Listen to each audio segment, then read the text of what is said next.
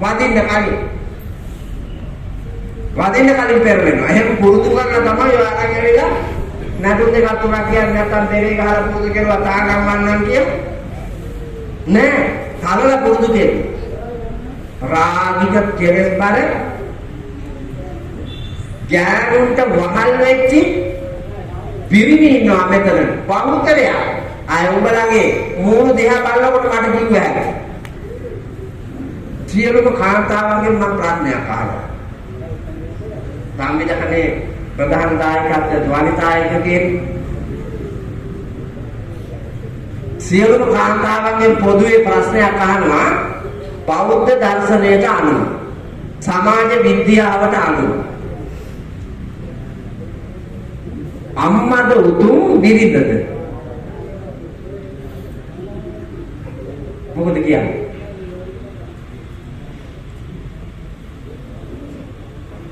කවුද උතුම්?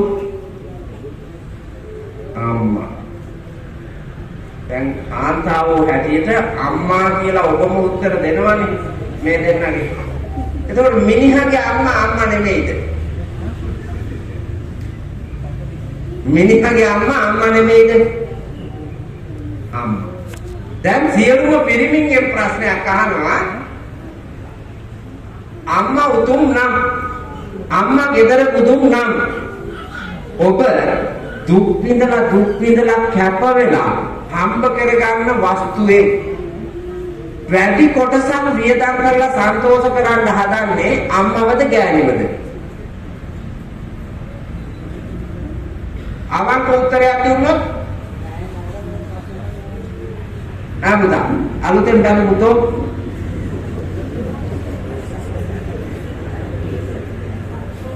කාව සන්තෝෂ කරන්න හදන්නේ අවංක උත්තරයක් දුන්නොත් ගෑණි.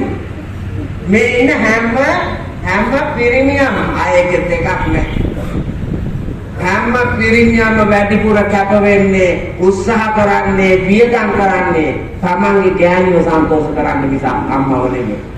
එක ගෑණියක් හරි කියනවාද මේ ඉන්න පිරිමියෙකුට කවදා හරි දවසක් කියලා තියනවාද රත්තරන් ඔයා දුක් විඳලා හම්බ කරගෙන ඔය සියලු මෙව්වා අයිති ඔයාගේ අම්මා.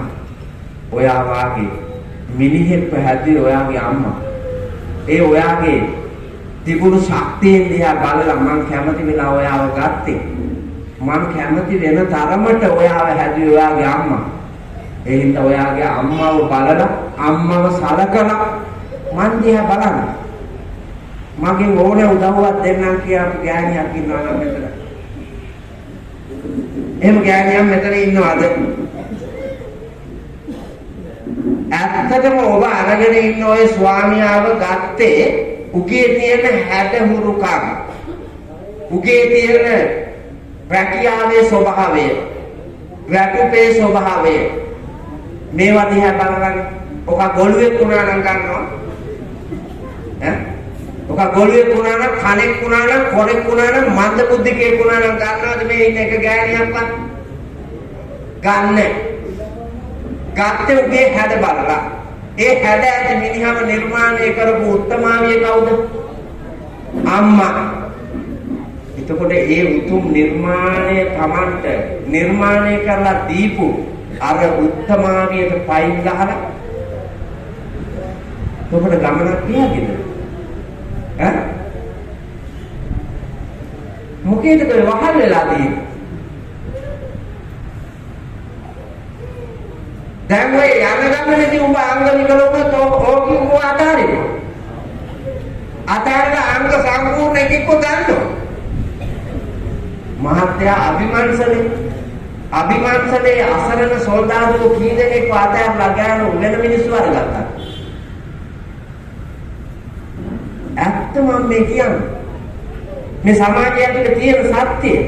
ඔබ හදත සාක්ෂියෙන් අහලා බලන්න.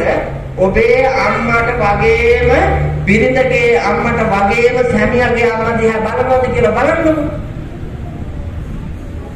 නෑ. ඇයි මේ උරුමයට පයින් ගියේ? රුපියල් 750ක් දෙන්නේ උන්දට. 750 මොනවා කරන්නද? ඈ? මේ 750 නියම කරපු එක හොයලා ඉඳලා ඒකට තරන්න ඕනේ මහත්තයා. යුද හමුදාවේ බැරි නම් ඕනෑම ආරක්ෂක අංශයක මොකද මේක නියම කරපු එක? 750 අම්මගේ වටිනාකම වෙච්චනද? බෙහෙත් දෙලා ගන්න තුන්ඩුව ලියන දොස්තරයාට 750 කිට්ටු කෙරුවා කිව්වා. බෑ. හැබැයි ඒ තරම් බාල විදියට ලාමක විදියට මේ ඉන්න හැම තරුණ ගෑණියෙකුටම මව්කම උරුමයිනේ. උඹලා කවදා හරි ඔය හදන ළමයාව පොල්ලව කසාද බඳලා දෙනවානේ ගෑණියෙකුට.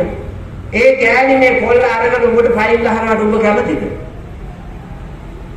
ඈ මේ ඉන්න කාම්මෙක්වත් කැමති වෙන්නේ නැහැ. ලේලි ෆයිල් ගහලා විසික් කරනකොට කැමතිද? කැමති නැහැ. එතකොට දැන් කරන්නේ මොකද්ද ඔය? මිනිහගේ අම්මට ෆයිල් ගහන එක නෙමෙයිද? පාවිනාස මම නම් හිතන්නේ මම්මගේ අම්මට වගේම මහත්තයාගේ අම්මටත් බලනවා කියන අදවතේ ප්‍රීතිය උපදින ගෑණියක් ඉන්නවා නම් මෙතන ඒ තම වාසනාවන්ත ගෑණි. ඒ මුරුමේ තියෙන කෙනෙක් ඉන්නවා නම් ඒ තම වාසනාවන්ත ගෑණි. එහෙම නැත්තම් ලබන උපදින භවයකෝ ගෑනුකමවත් නැහැ. මේ තියෙන ලාලිත්‍යයෙන් පෙරුණු ගෑනුකමවත් නැහැ. ඔය කරපු අසත්පුරුෂ ක්‍රියාවේ ආදීනවේ අංග විකල ලෝකයක උපදින. බලු වැඩ කෙරුවොත් උත්පත්තිය බලු භවයකට. ඒකාන්තයෙන්ම බලු භවයකට. මේ මෑතක් වෙනකම් මගේ වත්ත ළඟ හිටියා ලොකු පිළිකාවක් හැදිච්ච බැල්ලියක්. මේ කලවේ සම්පූර්ණම එහෙම් පිටින්ම පිළිකාවක්. මේ පීරිසියකට වැඩිය ලොකුයි. වටේටම ධාරයක් බේරිච්ච තුවාලේ ගැටියක් තියෙනවා. පිළිකාව. වලල්ල වාගේ. මැද්දේ වලක්. තරව ලේ ගලනවා. මැස්සෝ අහනවා. බැල්ලි කන්නේ බොන්නේ නැතුව දුවන. මම කොල්ලන්ට කිව්වා පුතේ ඕම පිඟානට බත් එකක් දාලා ඕක එන පාරෙන් තියපන්කෝ. එතකොට ඒ එන ගමනට කයි. ඒකොල බලාගෙන හිටියා මම. ඇවිල්ලා ඉවරලා බත් එකට මෙහෙම කොස්ස කරනකොටම මැස්සෝ අහනවා තුවාලේ. වේදනයි අර මොස්ත තියලා බඩ ඇකිලිලා ඇටසැකිල්ල විතරයි. නමුත් මේ බත් එක කාලා කුස පුරවා ගන්න එකට වඩා අර වද දෙන එක වලක්ව ගන්න බැල්ලිතුව මේ අද වැහි දවස්වල පාරායින කාණුවේ වැල්ලයි එක ගේකටවත් වදින්න දෙන්නේ නැහැ. එන තැනින් ගල් මුල් ගහලා පන්නනවා. පුතේ වල් වැඩවල ප්‍රතිඵල වල් කමේ බලුකමේ ගියපු එකේ ප්‍රතිඵල බලන්න. එහෙනම් මේ මනුලොව උතුම් මිනිහෙක් හැටියට ජීවිතේ දකින්න මෙතෙක් කරපු වැරදි තියෙනවා නම් මව්පියන්ට සලකන්නේ නැත්නම් සලකන්න. පිරිඳට ආදරය කරන්නේ නැත්නම් ආදරය කරන්න. සැමියාට ආදරය කරන්නේ නැත්නම් ආදරය කරන්න. ඔයාලා අහලා තියෙනව නේද? ගාට ගාට ඇවිදින් ඇස් දෙක වහලා hina වෙන්න ආදරේට කොනිටලා පෑල දොරින් පැන දුවන්න රැට රැට ඉඳර කොඳුර කවි කියන්න පාට පාට පම්පැදුරේ මට ටිකක් ඉඳ තියන්න. කසාද බඳිනකොට ඔහොම තමයි. බයිසිකලේ ගියක් මෙහෙම අත් දෙක දාලා බදාගෙන නිකන් හුලගේ ඇයි වාගේ හුලකට ගියයි කියලා මෙහෙම අල්ලන් ඉන්න. කරට උඩින් අත දාලා බෙල්ල හිරවුණත් කමක් නැහැ අරකගේ බදාගෙන ඉන්න. අජානීය ස්කූටර තුරලා පිට වදිනා කුමාරිය නිවාත වේගයෙන් නිකිලනු කොතන බදා හිමි දෙවුර එසවි පුරවර සිරි බලනා විලාසයට උගේ කිරුළ බිම වැටෙයිද හිතුණා. මොටර් ඉදගෙන දැන් අලුත් බයිසිකල් මේ දවස්වල යනවා මහත්තයා ලෝරි වල පුරුල බයිසිකල් කොහෙන් ගෙනවද මන්දා. ඒ බයිසිකලේ වියතුනාගේ ඉන්න තියෙන්නේ වලක් ඇතුලේ. පිටිපස්සේ සීට් එක තියෙන්නේ අඩියකට උඩින්. දැන් කෙල්ල ඉඳගත්තාම මේ සීට් එකේ අරක බ්‍රේක් ගහනකොට මේක ගිහින් අර කවුද? සීට් එක හදලා තියෙන්නේ එහෙම. සීට් එක හදලා තියෙන්නේ එහෙම. මේ බොම් 70 පඩි අරගෙන ගිහිලා අරක දැකපු ගමන් කුලක් පොඩ ගන්නවා. ඒගොල්ල අම්මව තියාගෙන යන්න තාත්තව තියාගෙන යන්න අහල පහල ගෑනු කෙනෙකුට ලෙඩක් දුකක් අසනීපයක් වුණොත් තියාගෙන යන්න ගන්න එක උපාධිකමට විතරක් අරගෙන හරියනවද? ඌට જાතියක් කියලා දැනෙන්නේ නැත්නම් වැඩක් කරන්න ඉස්සෙල්ලා මේ කරන වැඩේ කොම් වැඩක් දැනෙන්නේ නැහැ. කොම් ඔළුවක් තිබ්බොත් දැනෙන්නේ නැහැ. ඉතින් කොම් වැඩේ ඌට තේරෙන්නේ නැහැ. මනුස්ස ලෝකේ ඉපදිලා කොම් ඔළුවකින් වැඩ කරනවා. සත්තුවා මෙච්චර ජීවිතේ ලස්සන වැඩ කොච්චර තියනවද තෝරගෙන කරන්න? අම්මා සතුටු කරන්න, තාත්තා සතුටු කරන්න, බිරිඳව ගෞරවයෙන් සන්තෝෂයෙන් තියන්න, සැමියාව ගෞරවයෙන් සන්තෝෂයෙන් තියන්න, දරුවන්ට ලස්සන ලෝකයක් හදලා දෙන්න. දැන් එනකොටත් මහත්තයා මේ උදේ පාන්ද යනෝ තිබ්බදනවා නර මේ කඩවත පාක්කිති මිනිහා සුක්කානකට ඔළුව තියාගෙන පුති. ගෑණි ඔන්චිලි පානේ. අපි ඔන්චිලි පැත්තේ ගෙදර පොස් ගහන්නේ. අපි ඔන්චිලි පැත්තේ ගෙදර අම්බ ගහන්නේ. ලානුවක් බැඳලා පොල් පිටි කෑල්ලක් තියලා ඒකේ පැද්දා. ඒ පදින වෙලාවේ අම්මා මිදුල් අතු ගන්නවා, වතුර දානවා, මිරිස් සබරනවා, බත් වෙනවා. ගෙදර වැඩ අම්මා. අපි ඔන්චිලි පදිනවා. දැන් බබායි අම්මා ඔන්චිලි පදිනවා පිටික පුදි. ඒගොල්ලෝ කියලා තියුණු නෑ. පාටිමාදී. ඒගොල්ලෝ යන ගමන් දැන් මං එන ගමන්ම හෝටලයක මට දාන හදලා තිබ්බා උදේ. මං කොහොමද දානේ වෙලාවල් දෙක අතරේ ආවොත් එතනින් තමයි දානේ වල ගන්නෙ. ඔය කලගෙඩියේ තියෙනවා ප්‍රියංගනි කියලා හෝටලයක්. ඒ හෝටලේ මට උඩ තට්ටුවේදී කොල්ල පෙන්නුවා ස්වාමීන් වහන්සේ ආම්බාන්නකෝ ළමයි අරන් ඇවිල්ලා ඔය ඔක්කොම ගෑනු ළමයින්ට පෙට්ටියට කෑම අරින් අරන් දාන්න. මම බලන් හිටියා ගෑනු පොලිමේ ඇවිල්ලා මේ ඉස්කෝල ළමයින්ගේ කෑම පෙට්ටියට කෑම දාලා ලේන්සුව ගැට ගාලා මල්ලේ දානවා. මේකේ අතපයන මොකද වෙලා තියෙන්නේ? ගෙදර ලිපේ බත් ටිකක් වේලා මොනවා හරි ටිකක් අම්බලා පොඩි කාට දීලා ගෙදර මිනිහටත් දීලා ගෙදර මේ උදේ කෑම එක හදාගන්න බැරි තරමටම මේකේ කරපු වැඩේ මොකද්ද? ඈ දඩේ මේ කිය මට කොට නැගුවා මොකක් හරියක් කරන්න ඇතිනේ.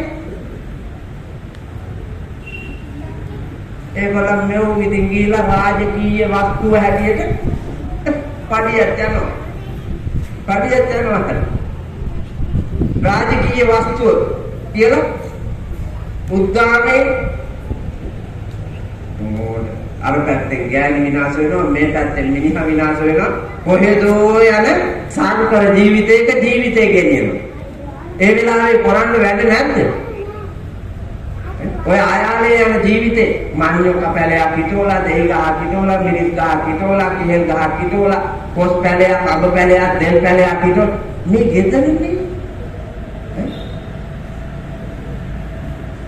මම මහන වෙලා ඉඳගෙන ආපුල වැරද්ද කන්න ගෙනල්ලා දෙනවා ළඟට.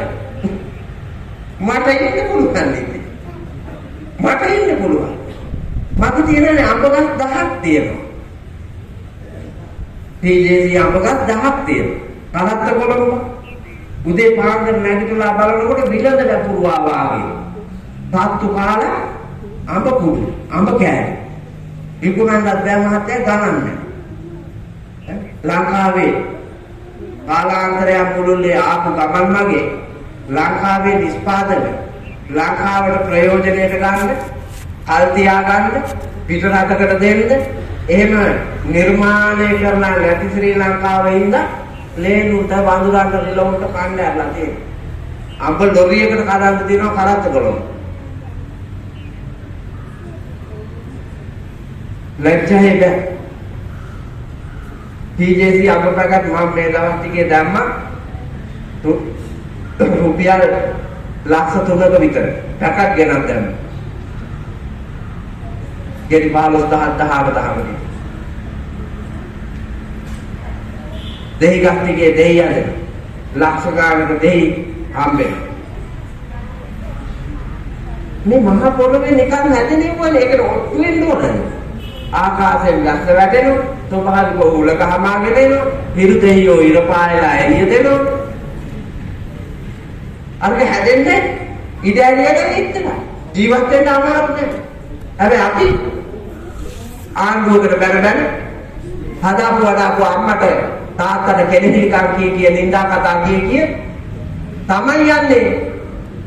කැත කම්මැලි කුසීත වල් ගමනක නම් එමිණියට ජීවිතයක් නැහැ.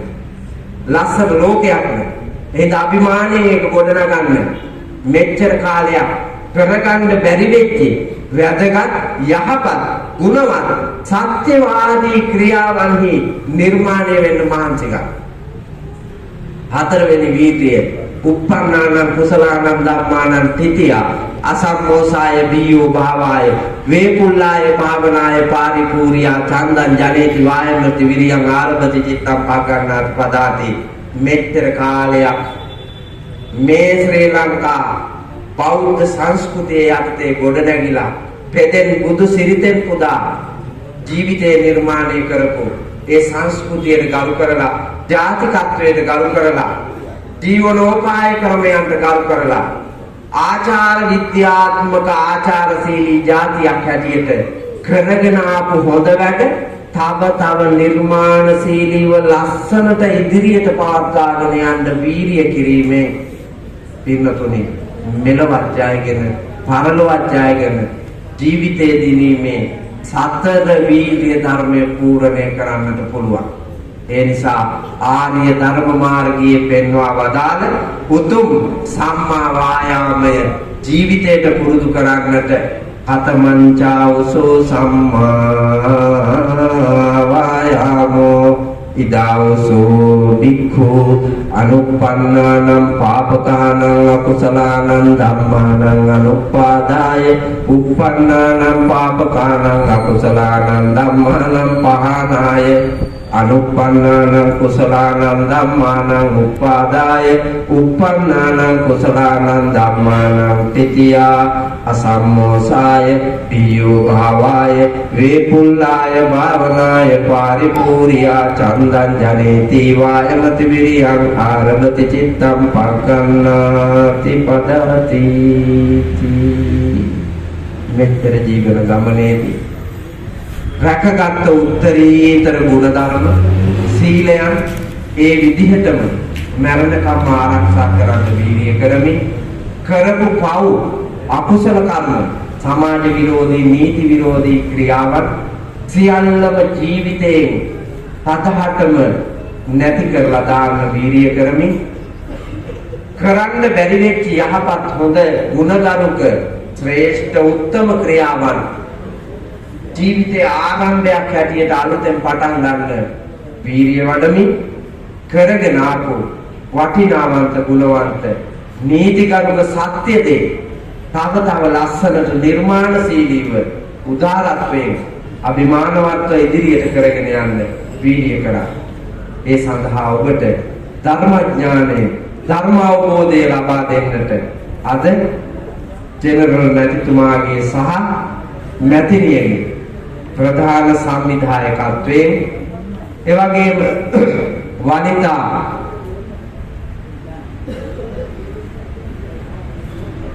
ඒකකයේ පාබල රෙජිමෙන්තුවේ වනිතා ඒකකයේ ප්‍රධාන දායකත්වයෙන් ඔබ හැමදෙනාම ඒක රාශී කොට අනාගත දිවිපෙවත සංසාර ඵලදායි දේශාභිමානයෙන් යුතු උතුම් මිනිස් ජීවිතයක් කරන්නට ලබා දුන්නු මේ ධර්ම දානමය මහා පින්කම වෙලාවේ අවබෝධයෙන් පින්වත් බෝසත් ගමනක් යන්නට ඔබට ධර්මඥානය ලැබේවා